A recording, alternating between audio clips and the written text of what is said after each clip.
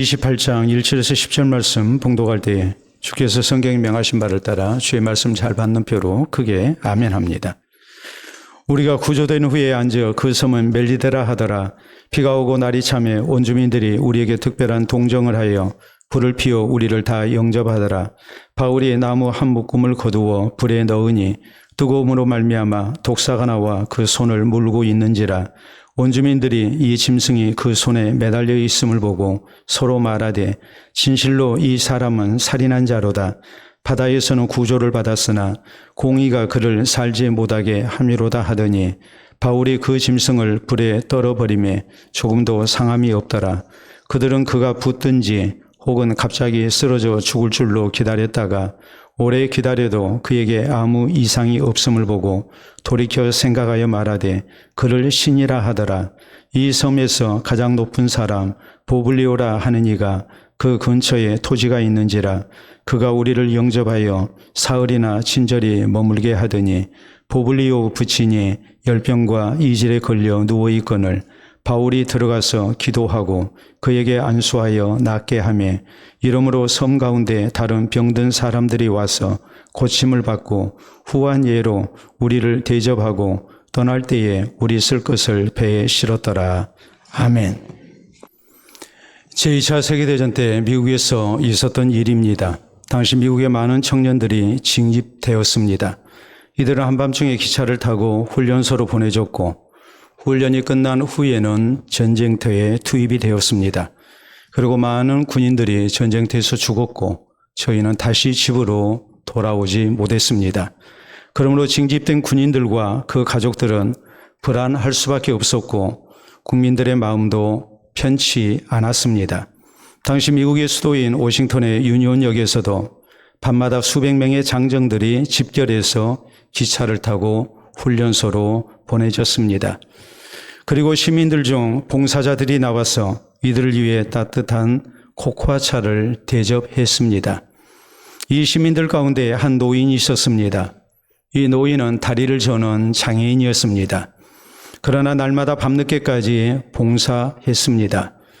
처음에는 이 노인이 누군지 아무도 몰랐습니다. 이 노인이 코코아 잔을 쟁반에 들고 장정들이 가서 대접하고 또 어떤 때는 임시로 마련된 주방에서 코코아차를 끓이기도 했는데 이 사람이 누군지를 몰랐던 것입니다. 얼마가 지난 후에 한 장정이 이 노인을 알아봤습니다. 이 노인은 놀랍게도 루스벨트 대통령이었습니다. 그리고 이 사실이 알려졌을 때에 대통령이 따라주는 코코아차를 마신 장정들은 크게 위로를 받았고 힘을 얻었습니다. 또 온 미국인들이 하나가 됐고 저희는 결국 전쟁에서 승리합니다. 대통령의 섬김이 가져온 놀라운 복이었고 승리였습니다.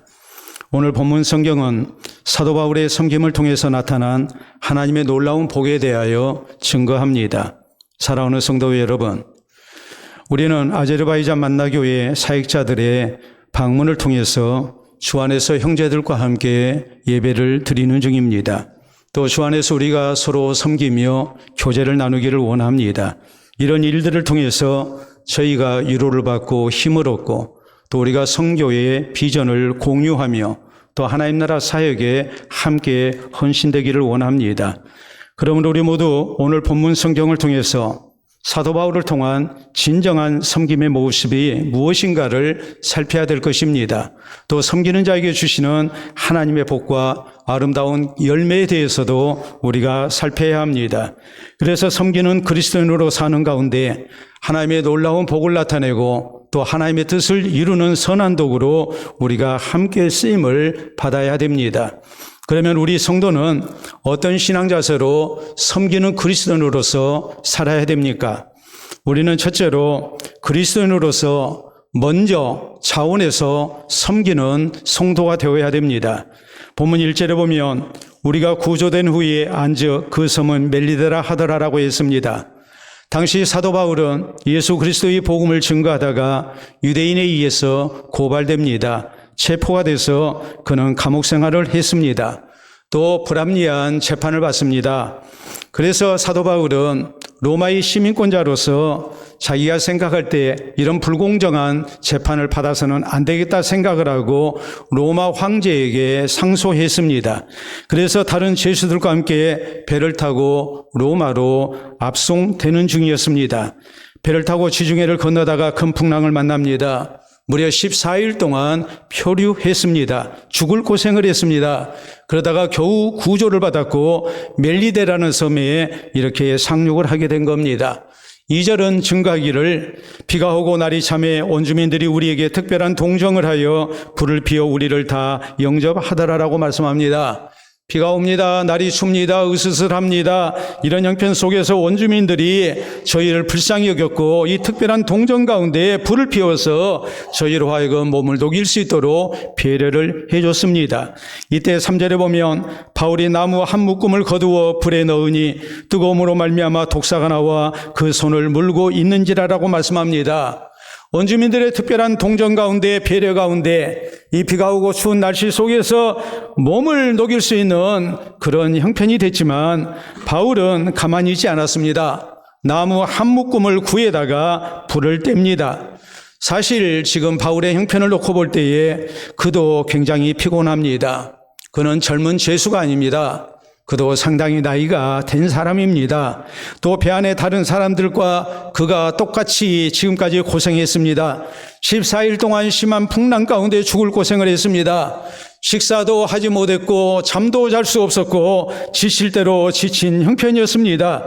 정말 너무 지쳐서 손가락 하나 움직일 수 없었습니다. 그러나 사도 바울은 다른 사람들과 달리 따뜻한 불가에서 자기 몸만 녹이고 있지 않았습니다. 지친 몸을 일으킵니다. 가서 나무를 구해옵니다. 불을 뗍니다. 그리스도인으로서 누가 시키지도 아니했음에도 불구하고 그는 차원에서 다른 사람들을 기꺼이 섬겼던 것입니다. 우리는 사도 바울의 이 모습을 통해서 진정한 섬김이 무엇인가를 생각해야 합니다. 무엇이겠습니까?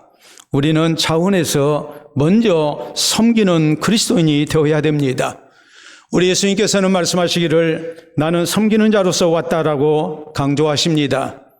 죄인된 우리를 구원하시기 위해서 육신 입고 이 땅 가운데 오셨습니다. 자신의 생명을 십자가의 대속제물로 내어주셨습니다. 그래서 우리를 구원의 길로 인도하십니다. 그리고 우리 주님 강조하십니다. 사람이 나를 따르려면 섬기는 자가 되어야 된다라고 말씀하십니다. 예수 그리스도를 따르는 사람은 섬김을 받는 자가 아니라 섬기는 자인 것을 우리 주님께서는 분명히 강조하셨습니다. 그리고 우리 주님께서는 제자들의 발을 직접 씻겨주십니다. 그리고 강조하십니다. 내가 너희 발을 씻었으니 너희도 서로 발을 씻어주는 것이 옳다라고 말씀합니다. 섬김 받는 자가 아니라 섬기는 자가 돼야 예수님의 제자요 바른 그리스도인인 것을 우리 주님께서는 분명하게 가르치셨습니다. 그렇기 때문에 초대 예루살렘 교회의 성도들은 예수님을 통해서 구원 얻고 난 다음에 저희는 서로 섬기는 공동체로 함께 했습니다.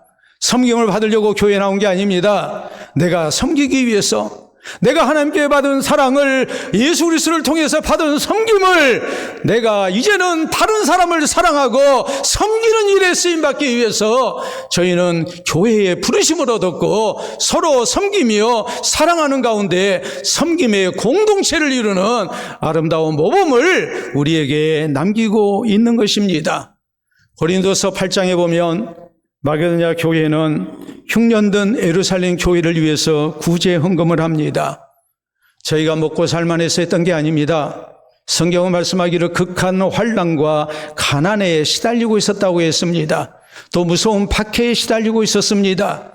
그럼에도 불구하고 그리스도 안에서 한 형제된 예루살렘 교회가 우리에게 복음을 전해준 예루살렘 교회 성도들이 흉년 때문에 배고파하고 힘들어한다는 얘기를 들었을 때에 저희는 차원에서 구제 헌금을 했고 예루살렘 교회 성도들을 섬기기 위한 아름다운 자원적 수고를 했음을 성경은 우리에게 말씀합니다. 지난 2022년 4월 국민일보에 나온 기사입니다. 국민일보에서 일반 시민 1000명을 대상으로 우리나라의 각 종교의 이미지에 대해서 조사를 해봤습니다. 일반 시민들이 생각할 때에 이 땅에 3대 종교, 불교와 로마 가톨릭, 그리고 기독교, 개신교에 대해서 어떤 생각을 가지고 있는가? 그 교인들, 신도들을 볼 때에 어떤 모습으로 비춰지고 있는가에 대해서 조사를 한 것입니다. 불교에 대해서는 포용적이고 친근하고 또 상생하는 사람들이라고 했습니다. 그런가 하면 굉장히 조용하잖아요. 엄숙하고 보수적이고 또 현실과 타협하지 않는, 속세를 떠나서 하는, 세상적이지 않는 모습이라고 이렇게 평가를 했습니다. 다 맞는 건 아니지만 대충 그렇게 이미지가 보여진 겁니다. 로마 가톨릭 천주교에 대해서는 경건하고 배려할 줄 알고 공감할 줄 알고 헌신적이고 도덕적이고 진정성이 있고 희생적이라고 했습니다. 좋은 말은 다 들어간 것 같습니다. 우리가 듣고 싶어하는 말이죠. 그런데 안타깝게도 개신교에 대해서는 이렇게 평가합니다. 세속적이고 배타적이고 물질적이고 이기적이고 위선적이라고 말을 했습니다. 물론 모든 교회가, 모든 교인들이 그런 것은 결코 아닙니다. 큰 잘못을 저지르고 있는 소수의 큰 교회 때문에, 또 교회 문제 때문에 언론을 통해서 이것이 증폭됐고 왜곡된 이미지로 자리를 잡았다는 것, 우리가 그렇게 생각하고 자위할 수 있습니다. 그러나 또 한편으로 우리가 생각하면 그게 절대적으로 틀렸다고 부인도 할 수 없습니다. 왜냐하면 상당 부분은 사실이기 때문입니다. 그리고 이것이 다른 사람의 모습에서 보이는 것이 아니라 내 모습 속에도 없다라고 우리가 부인할 수 없기 때문에 우리가 부끄러움을 느끼는 겁니다. 분노에 앞서서 우리가 창피합니다. 부끄럽습니다.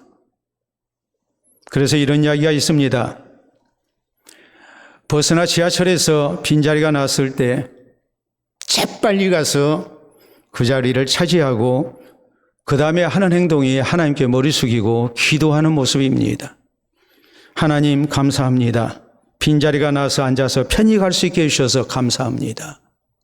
이게 우리 그리스도인의 모습이라는 거예요. 대신에 우리가 어떻게 해야 되겠습니까?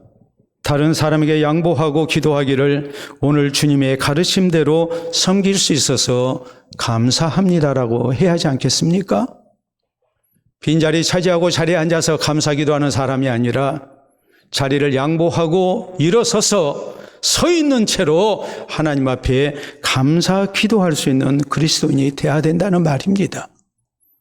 사랑하는 성도 여러분, 우리 성도는 그리스도인으로서 먼저 섬기는 사람이 되어야 됩니다.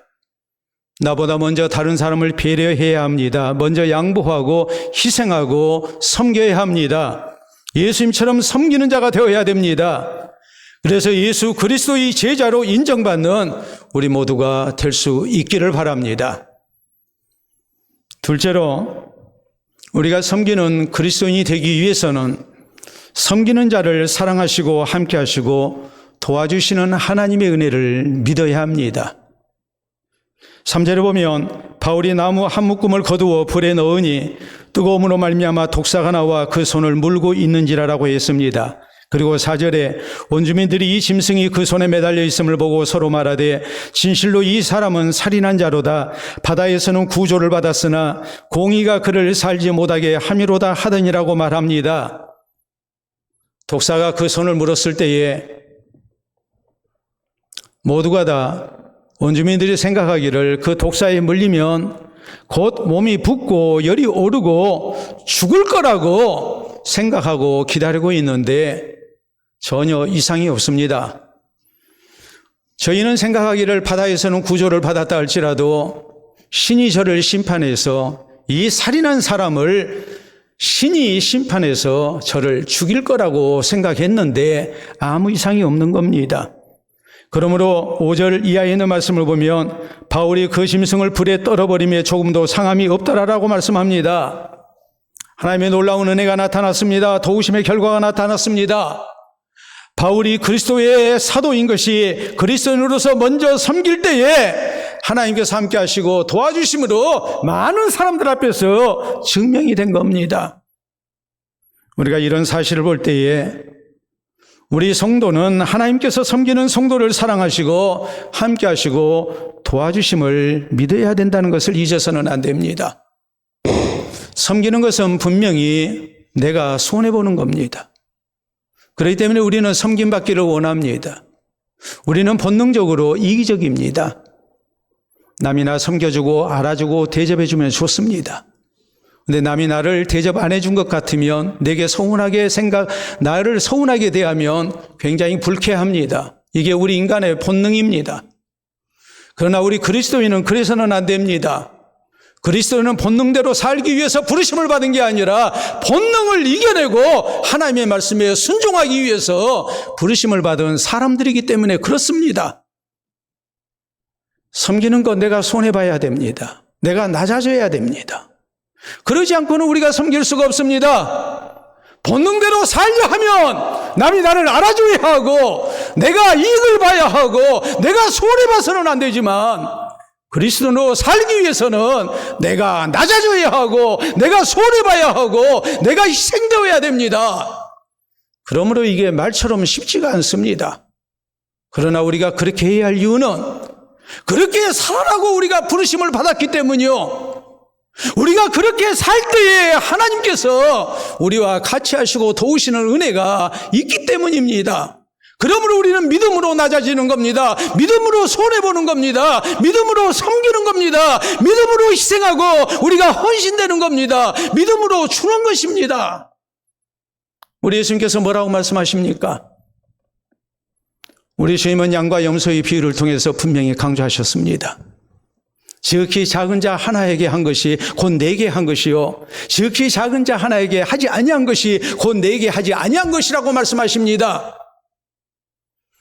이 주님께서 우리에게 이 비유를 통해서 말씀하신 것이 무슨 뜻일까요? 우리가 만나는 모든 사람들을 예수 그리스도처럼 여기고 섬기라는 겁니다. 기꺼이 손해보라는 겁니다. 기꺼이 우리가 주라는 겁니다. 그렇기 때문에 사도 바울은 사도행전 20장에 우리가 섬기면서 사는 그리스도인이 되기 위해서 예수 그리스도의 말씀을 기억해야 된다고 강조했습니다. 그 말씀이 무엇입니까? 받는 자보다 주는 자가 더 복되다고 하신 말씀을 기억하도록 해라. 그렇게 강조하지 않습니까? 에베소 교회 장로들 향해서 섬겨야 할 자로서 섬겨야 된다고 예수님의 주시는 사랑을 믿고 상을 믿고 섬기는 자리에 있어야 된다고 이렇게 강조하고 있지 않습니까? 미국에서 있었던 일입니다. 어느 무더운 여름날 메릴랜드의 한 마을에 남루한 복장의 서적 외판원이 찾아왔습니다. 더위와 배고픔에 매우 지친 모습이었습니다. 이 사람은 가난한 대학생으로서 아르바이트 하고 있었습니다. 고학생입니다. 한 집을 방문했는데 그 집은 가난한 집이었습니다. 한 소녀가 맞이하는데 이런 얘기를 합니다. 우리는 가난해서 책을 살 수 없습니다. 미안합니다. 이 사람이 봐도 책을 사줄 것 같은 살림이 아닙니다. 그래서 발 수가 없겠구나 생각하고 한 가지 부탁을 했습니다. 제가 너무 덥고 목말라 지쳤습니다. 나를 위해서 시원한 우유 한 잔 주실 수 있겠습니까? 그랬더니 소녀가 흔쾌히 들어가서 쟁반에 시원한 우유 2잔을 가지고 나왔습니다. 나는 한 잔을 얘기했는데 2잔을 들고 나온 겁니다. 감동을 받았습니다. 감사히 마시고 이 소녀의 이름을 물어서 수첩에 적어뒀습니다. 그로부터 20여 년이 흘렀습니다. 멜랜드 병원에 한 여성 중환자가 실려왔습니다. 매우 이중한 환자였습니다. 병원장인 하워드 켈리 박사는 병원 내의 모든 의사들을 총동원해서 이 환자를 살려냅니다. 이 여성 환자가 살아났습니다. 그리고 이 환자에게 치료비 청구서가 배달이 됐는데 무려 $10,000,000였습니다. 우리 돈으로 오늘날에 1,400만 원 가까운 돈이니까 엄청난 금액이죠. 몇십 년 전 실제 있었던 일이니까 이 1만 달러라는 돈이 얼마나 엄청난 거금인지 우리가 충분히 짐작할 수 있는 거 아니겠습니까? 도저히 감당할 수 없는 치료비입니다. 그런데 이 청구서와 함께 병원장의 편지가 거기에 첨부되어 있었습니다. 20여 년 전 저에게 대접한 우유 2잔이 당신의 치료비입니다. 섬김에 대해서는 꼭 하나님의 보상이 주어진다는 유명한 실화입니다. 사랑하는 성도 여러분, 성경은 히브리서 6장 10절에 분명히 말씀하십니다. 하나님은 불의하지 아니하사 너희 행위와 그 이름을 위하여 나타낸 사랑으로 이미 성도를 섬긴 것과 이제도 섬기고 있는 것을 잊어버리지 아니하시느니라라고 말씀하십니다. 우리가 섬겼던 사람들이 우리의 섬김을 잊을 수 있습니다. 우리 자신도 잊어버릴 수 있습니다. 세상은 잊어버릴 수 있습니다. 그러나 하나님은 불의하신 하나님이 아니십니다. 우리가 주의 이름으로 섬겼던 것, 우리가 나눴던 것, 내가 희생하고 헌신됐던 것, 모든 것을 우리 주님은 다 기억하시고 하나님의 아름다운 상으로 복으로 갚아주시는 것, 하나님이신 것을 우리가 잊어서는 안 됩니다. 그러므로 우리 모두 이 하나님의 약속을 믿고 섬기는 그리스도인이 되어야 됩니다. 그래서 하나님께 사랑받고 하나님께서 함께 하시고 도우시는 은혜를 체험하는 우리 모두가 될 수 있기를 바랍니다. 세 번째로 우리가 섬기는 그리스도인으로 살기 위해서 꼭 잊지 말아야 할 사실이 있습니다. 우리가 그리스도인으로서 섬기기를 힘써야만이 예수 그리스도의 복음이 전해지게 된다는 사실입니다. 6절은 말씀합니다. 그들은 그가 붙든지 혹은 갑자기 쓰러져 죽을 줄로 기다렸다가 오래 기다려도 그에게 아무 이상이 없음을 보고 돌이켜 생각하여 말하되 그를 신이라 하더라라고 말씀합니다. 사도 바울이 처음 독사에 물렸을 때에 그는 살인자로서 공의의 심판을 받은 것이라고 원주민들은 생각했습니다. 그런데 오래 기다려도 아무 이상이 없고 죽지 아니합니다. 그러므로 바울을 향해서 신이라고 말합니다. 사도 바울에 대한 오해가 풀렸습니다. 사도 바울이 비록 예수의 신분으로 온 사람이었지만은 저 사람은 신과 같은 존재다. 저 사람은 신이 보낸 사람이다라고 이렇게 인정을 한 겁니다. 이어진 7절에 보면 이 섬에서 가장 높은 사람 보블리오라 하는 이가 그 근처에 토지가 있는지라 그가 우리를 영접하여 사흘이나 친절히 머물게 하더니라고 했습니다. 보블리오가 그 섬의 실력자인데 유지인데 이 사람이 사도 바울에 대한 말을 듣고 초대했습니다. 그리고 그를 극진히 환대합니다. 사도 바울의 존재감이 널리 인정받고 드러난 것입니다. 8절에 보면 보블리오의 부친이 열병과 이질에 걸려 누워있거늘 바울이 들어가서 기도하고 그에게 안수하여 낫게 하며 9절에 이름으로 섬 가운데 다른 병든 사람들이 와서 고침을 받고 10절에 후한 예로 우리를 대접하고 떠날 때에 우리 쓸 것을 배에 실었다라고 말씀합니다. 사도 바울의 계속된 섬김을 통해서 하나님의 놀라운 치유의 역사가 보블리오의 부신뿐만이 아니라 그 주변에 있는 많은 사람들에게 나타납니다. 또 예수 그리스도의 복음의 능력이 나타납니다. 그래서 사도 바울 일행을 더욱 환대하고 저희가 나중에 로마로 배 타고 갈 수 있도록 여러 가지로 크게 도와줬다라고 성경은 증거합니다.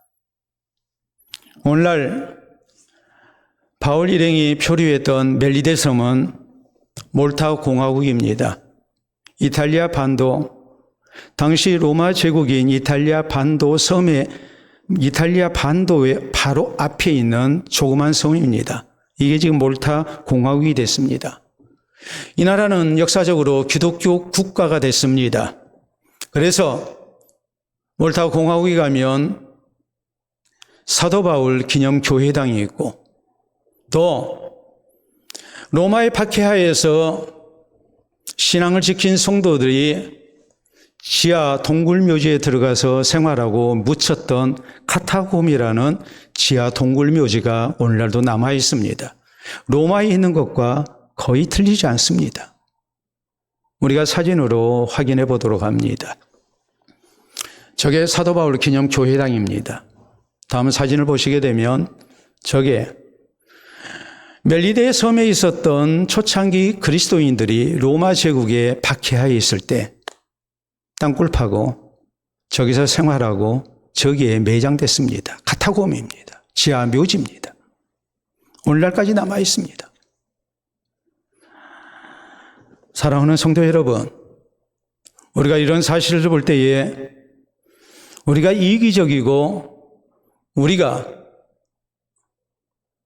세상 사람들에 대해서 오히려 섬김받으려고 하면 절대로 복음이 전파되지 않는다는 사실을 잊어서는 안 됩니다. 우리가 이타적이어야 합니다. 우리가 저희를 사랑하고 섬겨야 합니다. 우리가 나누어야 합니다. 불신자들이 우리를 볼 때에 희생적이고 헌신적이고 다른 사람의 아픔에 대해서 공감하고 베푸는 사람이라는 인상을 우리가 줘야 합니다. 인정받아야 됩니다. 그래야 예수 그리스도의 복음이 증거됩니다. 우리 예수님께서는 제자들을 파송하실 때에 저에게 병 고치는 능력을 주시고 또 귀신을 내어쫓는 권세를 주시고 예수 그리스도의 복음을 전파하게 하셨습니다. 병자를 고치고 귀신을 내쫓고 저희를 섬기는 가운데 예수 그리스도의 복음을 전파하게 하셨습니다. 말로만 전도하게 하신 게 아닙니다. 초대 예루살렘 교회 성도들은 날마다 성전에 모이기를 힘썼고 서로 사랑하고 섬기고 나누고 하는 가운데에 아름다운 섬김의 공동체, 사랑의 공동체를 만들었을 때 세상 사람들이 그 모습을 보고 칭송했습니다. 그리고 하나님께서는 믿는 자를 날마다 더해주시는 부흥의 역사가 있었다고 성경은 증거합니다. 우리가 성경 고린도전서 10장 23절로 24절에 있는 말씀을 보면 모든 것이 가하나 모든 것이 유익한 것이 아니요 모든 것이 가하나 모든 것이 덕을 세우는 것이 아니니 너희는 자기 유익을 구하지 말고 남의 유익을 구하라고 우리에게 강조합니다.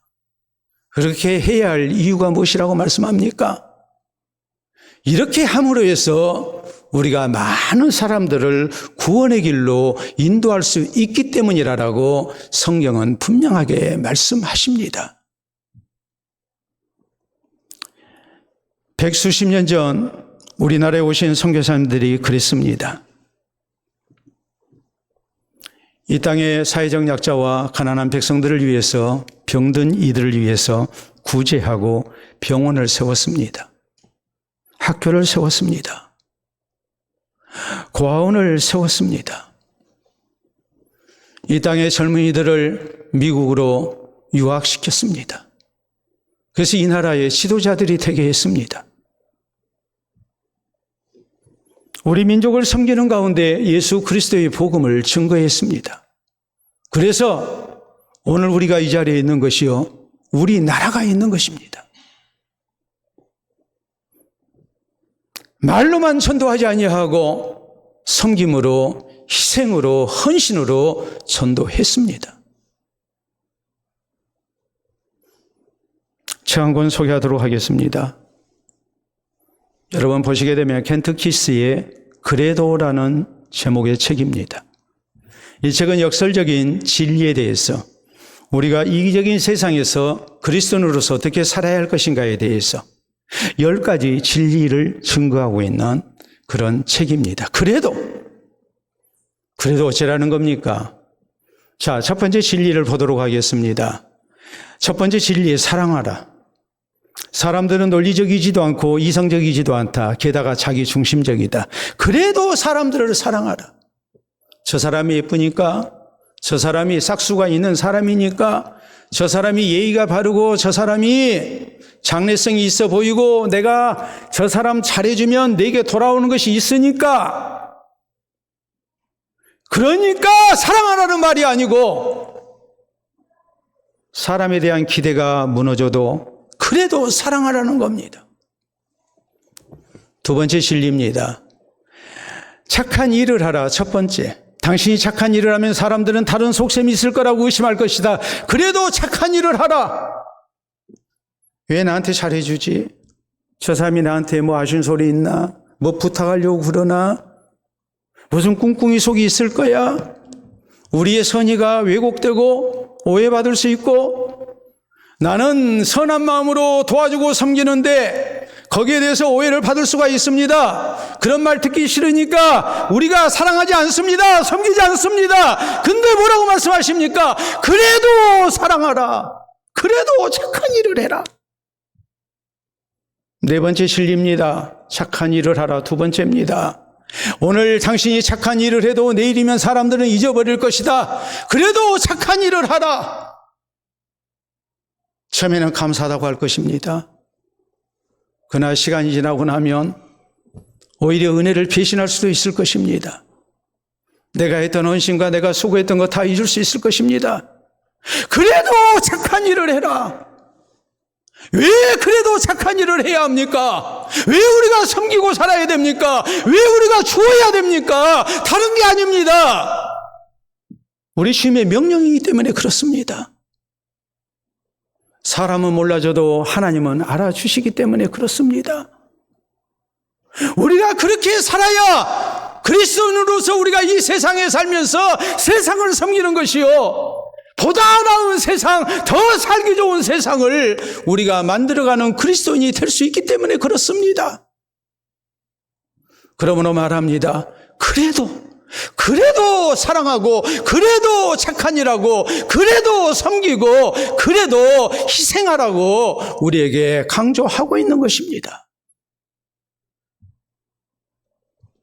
이기적인 세상에서 우리가 다른 사람 사랑하고 착한 일하고 섬기며 살아야 되는 것, 이 모든 것은 하나님의 명령이기 때문입니다.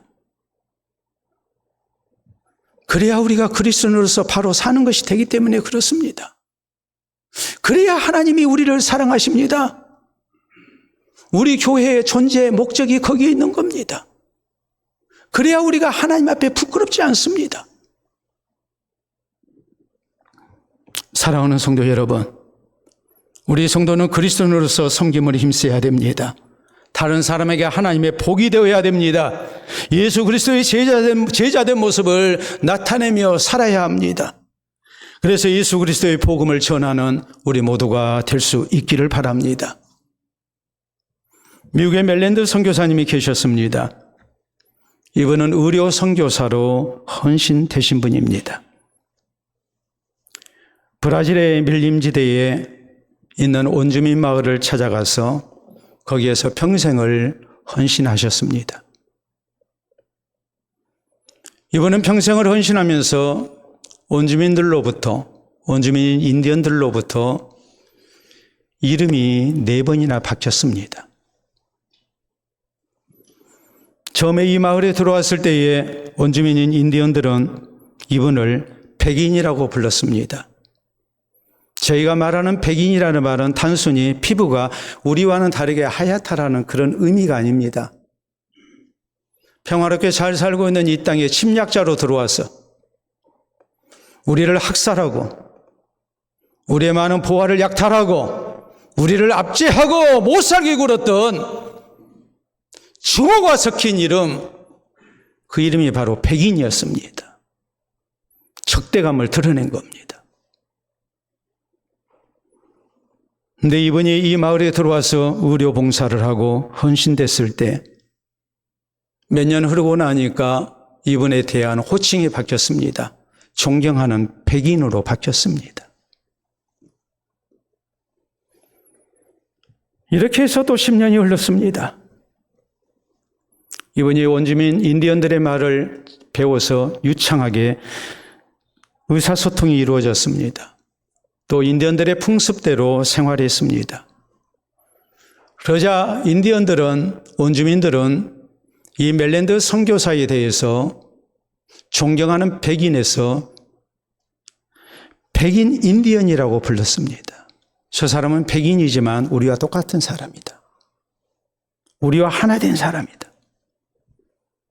그러다가 한 사건이 생겼습니다. 그 마을의 원주민 아들이 부상을 당해서 크게 위험하게 됐는데 피투성이가 된 이 아이를 발을 깨끗이 씻기고 치료해 줍니다. 이 모습을 보고 자기들로서는 가장 천한 사람이 남의 발을 씻기는 건데 원주민 아이의 발을 이 백인 의사가 씻겨주는 모습을 보고 감동을 받은 거예요. 그리고 이렇게 부릅니다. 하늘이 보내준 사람이다. 저분은 하나님의 사람이다. 백인 인디언에서 하늘이 보내준 사람, 하나님의 사람으로 인정받습니다. 그래서 예수 그리스도의 복음이 비로소 이 마을에 증거되기 시작했습니다. 사랑하는 성도 여러분, 사도 바울은 처음 살인한 사람으로 오해받았습니다. 그러나 성김을 통해서 바울은 하나님의 사람으로 인정받고 예수 그리스도의 복음을 증거했습니다. 우리 교회는 아제르바이잔 만나 교회를 섬기기를 원합니다. 두 번 선교사님을 먼저 파송하고 지금까지 섬기면서 예수 그리스도의 복음이 아제리 땅에 뿌리 내리고 열매 맺기를 원합니다. 귀한 사역자들 초청해서 저희와 함께 교제하며 저희에게 위로가 되고 우리가 힘이 되기를 원합니다. 아제리 땅의 선교의 비전을 우리가 공유하기를 원합니다. 함께 하나님의 뜻을 이루어 나가기를 원합니다. 우리가 먼저 구원받은 그리스도인으로서 어떻게 저들을 섬겨야 합니까? 우리가 이 땅 가운데서 어떻게 살아야 됩니까? 우리가 신실한 그리스도인으로 또 하나님의 사람으로 인정받기 위해서 그래서 예수 그리스도의 복음을 우리가 이 땅에 아제리 땅에 전하기 위해서 우리가 어떻게 살아야 됩니까? 어떻게 섬겨야 됩니까? 섬기러 오신 예수님을 본받아서 기쁜 마음으로 차원에서 먼저 섬기는 사람들이 되어야 됩니다. 섬기는 성도를 사랑하시고 함께하시고 도와주시는 하나님의 은혜를 믿고 우리가 섬기기를 힘써야 됩니다. 이 섬김 가운데 예수 그리스도의 복음이 비로소 증거될 수 있다는 사실도 우리가 잊어서는 안 됩니다. 그래서 이 땅을 살아가면서 신실한 그리스도인으로 하나님의 사람으로 인정받고 예수 그리스도의 복음을 전하는 가운데 더 나은 세상을 만들어 나가는 우리 모든 성도 되시기를 우리 주님의 이름으로 축원합니다. 우리 함께 기도합니다. 오늘 나는 섬기는 사람입니까? 섬김 받기를 원하고 있습니까? 신앙의 성숙은 섬기는 모습에 있습니다. 섬김을 많이 받는 사람이 신앙에 성숙된 것 아닙니다. 오늘 주신 말씀 기억하면서 이번 아제르바이잔의 만나교회의 비전팀 사역자들 초청해서 우리가 주 안에서 더욱 섬기기를 힘쓰고 섬기는 그리스도인으로 살아서 신실한 하나님의 사람으로 예수 그리스도의 제자로 인정받고 예수 그리스도의 복음을 아름답게 증거해 나갈 수 있기를 주님 앞에 기도로 다짐할 수 있기를 바랍니다. 기도합시다.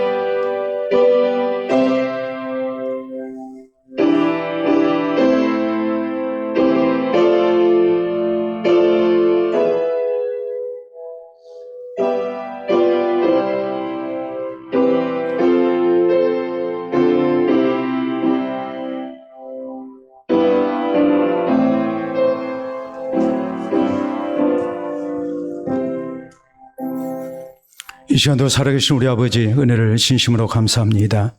우리를 그리스도 예수 안에서 구원의 백성 되게 하시고 또 하나님 나라 사역을 위한 아름다운 통역자로 세워주신 것을 감사합니다. 이번에 아제르바이잔 만나 교회에 사랑하는 형제들을, 자매들을 우리 교회 가운데 보내주시고 또 우리를 통하여 이루시는 하나님의 역사를 보며 우리가 또 함께 선교의 비전을 가지고 공유하며 주의 나라 사역을 위하여 쓰임받을 수 있도록 은혜 주시니 감사합니다. 이후로도 아름다운 통역 가운데 우리가 주의 복음을 아제리 땅에 심기를 원합니다.